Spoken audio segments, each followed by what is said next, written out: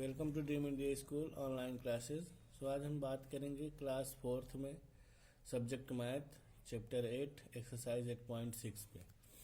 तो देखिए इसमें क्या क्वेश्चन दिया है, find out the prime factorization of the following number by tree method. इसमें ट्री मेथड से हमें करना है। जैसे देखिए यहाँ पे ट्री मेथड से दिया हुआ है, 48 का ट्री मेथड से निकाला है।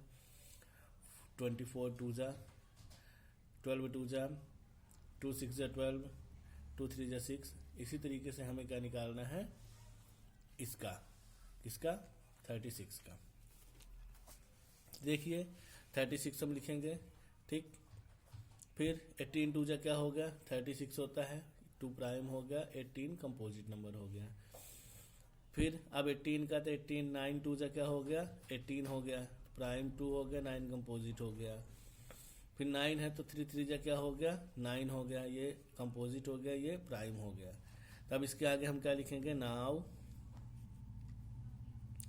Right all the prime factors into product from we get 36 equal to 2 into 2 into 3 into 3। ठीक है, इस तरीके से हम क्या निकालेंगे, ट्री मेथड से प्राइम फैक्टराइजेशन सॉल्व करेंगे। अब जैसे 60 है, 60 देखिए कैसे निकालेंगे। 60 है तो 60 हम ऐसे लिखेंगे। फिर 60 में क्या होता है, 32 जा 60 होता है, ये प्राइम हो गया, ये कंपोजिट हो गया। ठीक है, अब 30 का है तो 15 टू जा 30, 15, ये कंपोजिट हो गया, ये प्राइम हो गया। फिर उसके बाद 15 है तो 3 5 जा 15, ये कंपोजिट हो गया, प्राइम हो गया, ये कंपोजिट हो गया। फिर इसी तरीके से इसमें भी यही सब लिखेंगे और लास्ट में क्या लिख देंगे, 60 equal to 2 into 2 into 3 into 5। ठीक है, तो इस तरीके से हमारा ये ट्री मेथड का प्राइम फैक्टराइजेशन हुआ। फिर आते हैं next, find out the prime factorization of the following number by division method. Division method से कैसे निकालेंगे, देखिए जैसे क्या दिया 144 का, 144 का हम क्या निकालेंगे, देखिए इस तरीके से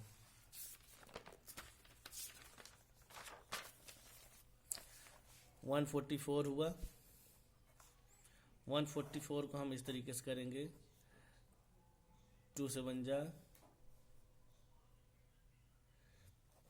2 2 जा 2 7 जा। फिर 36 टू जा 18 टू जा 2 9 जा 3 3 जा 3 1 जा, यानी 144 इक्वल टू क्या आया, 2 into 2 into 2 into 3 2 into 3 into 3। ये हमारा क्या हो गया, डिवीजन मेथड से हो गया। ठीक है, इस तरीके से हम डिवीजन मेथड का फैक्टराइजेशन निकालेंगे। ठीक, अब 256 का, तो 256 का देखिए ऐसे निकलेगा, 256 लिखे, 128 टू जा 64 टू जा 34 2 32 टू जा 16 टू जा 8 टू जा 4 टू जा एंड 2 टू जा 2 1 जा। ठीक, तो 1 2 3 4 5 6 7 8, यानी 1 2 3 4 5 6 7 एंड 8, इसका 256 इक्वल टू। ठीक है, ये हो गया हमारा फैक्टराइजेशन डिवीजन मेथड से। फिर यहाँ से आपका 8.6 एक्सरसाइज कंप्लीट होता है। अब आते हैं 8.7 एक्सरसाइज में। 8.7 एक्सरसाइज में आते हैं, दिया है find the HCF of the following by common method, common factor method. तो कॉमन फैक्टर निकालना है हमें। कॉमन फैक्टर किस तरीके से निकालेंगे, देखिए हम बताते हैं आपको। कॉमन फैक्टर निकालने के लिए देखिए क्या करेंगे, जैसे 12 और 18 दिया है तो 12 हम लिखेंगे अलग, तो 2 6 जा 12, 2 3 जा 6 एंड 3 1 जा 3। ठीक, तो 12 इक्वल टू क्या हो गया, 3 हुआ। अब इधर फिर हम क्या 18 है तो 18 का भी निकालेंगे। 2 9 जा, 3 3 जा एंड 3 1 जा।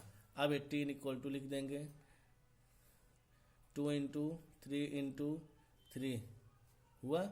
तो ये 3 हमारा क्या आ गया इक्वल टू ये कॉमन फैक्टर आ गया। जो दोनों में कॉमन मिले वो क्या होता है कॉमन फैक्टर। 12 और 18 का निकालने के लिए दिया। 12 में और 18 में दोनों में हमें 3 3 मिल रहा है और एक ये 2 मिल रहा है, तो ये क्या हो गया 2, यानी 3 2 जा 6 हो गया ये। ठीक, 2 कॉमन मिल रहा है, 3 कॉमन मिल रहा है। अब ये तो कॉमन मिल नहीं रहा है, इसलिए हमारे 2 3 जा क्या हो गया 6, ये कॉमन फैक्टर हुआ। ठीक है, फिर इसमें find the HCF of the following by prime factorization method. Prime factorization method में भी हम इसी तरीके से करेंगे। किस तरीके से? इसी तरीके से जैसे ये वाला है। तो देखिए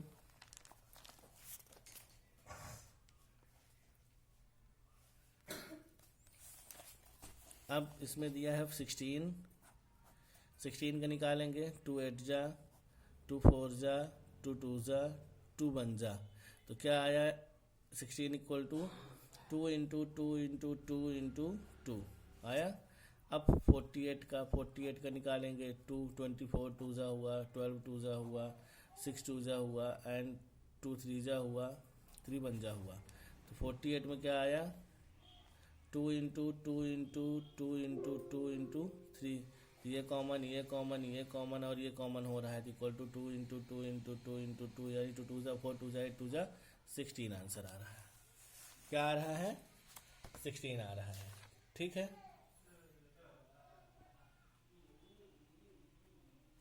ये हमारा क्या हो गया कॉमन फैक्टराइजेशन मेथड हो गया। तो इस तरीके से दोनों का हम प्राइम फैक्टराइजेशन मेथड भी कॉमन फैक्टराइजेशन मेथड भी इस तरीके से हम निकाल लेंगे।